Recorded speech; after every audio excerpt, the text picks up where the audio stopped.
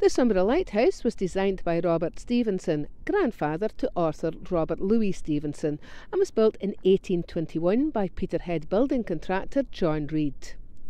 At the very tip of the South Mainland in Shetland and elevated at 91 metres above sea level, the light is visible for 23 nautical miles.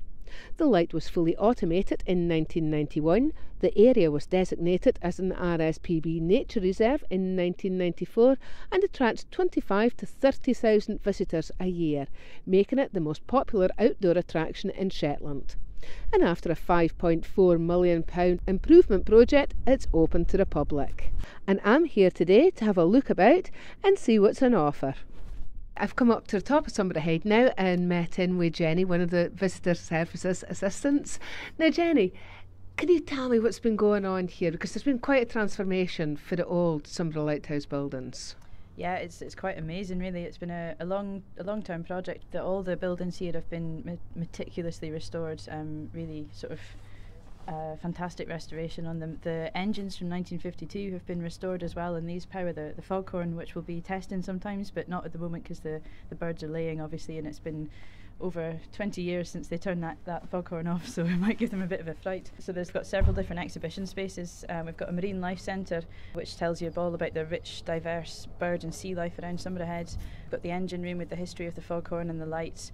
We have the World War II radar huts. There's two of these, and one of them has been left as the shell and the other's been restored to how it would have been on the night of 8th of April 1940 when they intercepted a Luftwaffe bombing raid which was going to Scapa Flow, and that allowed them to have 25 minutes warning, which allowed the home Navy fleet to be much better protected, which I mean arguably is an extremely significant moment in World War II. So the whole history of that has been retold, and then we've got the only new building on site is the Education Centre, which has a big panoramic view. You can when it's nice weather you can see Fair Isle, Fulla and Nos from there, which is quite amazing.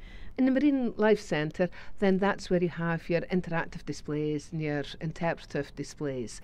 Can we take a wander through that? Mm-hmm. Yep. Okay. This is the Fair Isle South lens. You can have a lot of fun by standing behind it and being magnified. That's fantastic. So that's the first thing that meets us as we come in, and then we walk into this darkened room.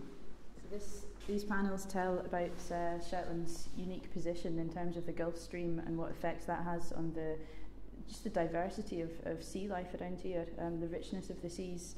Sumburgh particularly being at the roost where the North Sea meets the Atlantic, that creates these incredible currents, means that the bird and sea life here is particularly diverse. And this tells the story of that, yeah. I mean, there's so much information and interactive exhibitions here that you could spend hours, just walking around and learning about all this stuff. And what kind of difference do you think this is going to make to visitors when they come here?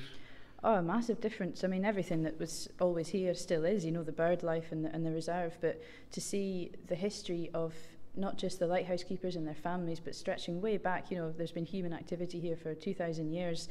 It brings it all together and shows the significance of Sumburgh Head for humans and animals alike. It's just fantastic. There really is so much to see and do here, and of course, if you want it, then you can book a holiday here at the Sumburgh Lighthouse in the self-catering accommodation.